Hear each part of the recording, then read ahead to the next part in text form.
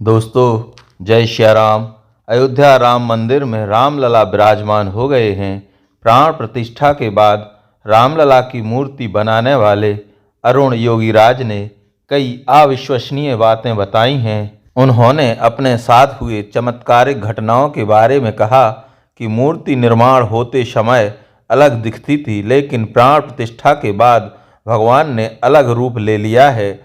जिस रामलला को 7 महीने तक गढ़ा, उसे प्राण प्रतिष्ठा के बाद मैं खुद नहीं पहचान पाया।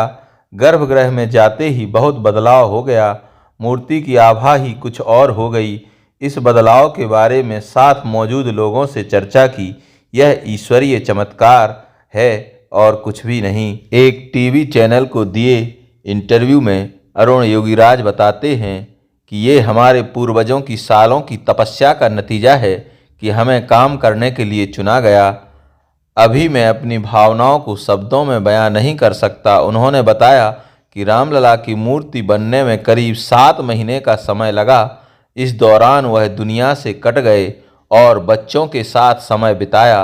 मूर्तिकार ने पिछले 7 महीनों की अवधि को चुनौतीपूर्ण बताया। अरुण योगीराज ने एक दिलचस्प किस्सा भी शेयर किया कि कैसे रोज बंदर उस जगह पर आते जहां पर वह मूर्ति का निर्माण कर रहे थे, मूर्ति के दर्शन करते और मूर्ति का काम देखते और फिर लौट जाते।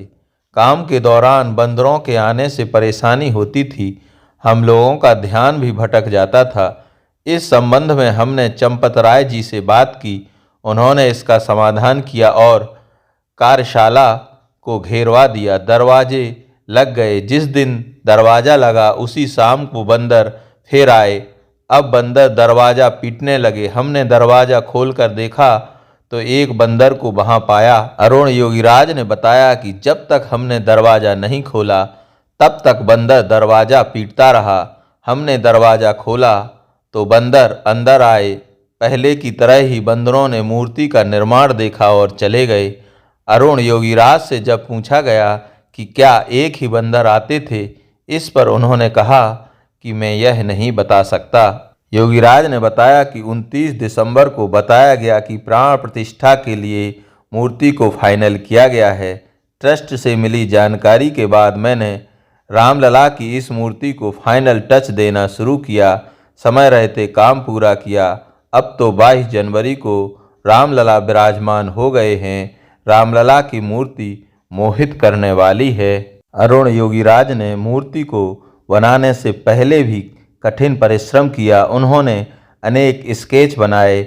उसके बाद उन्होंने अनेकों स्कूलों में जाकर बच्चों को देखा, बच्चों के हाव भाव को समझा।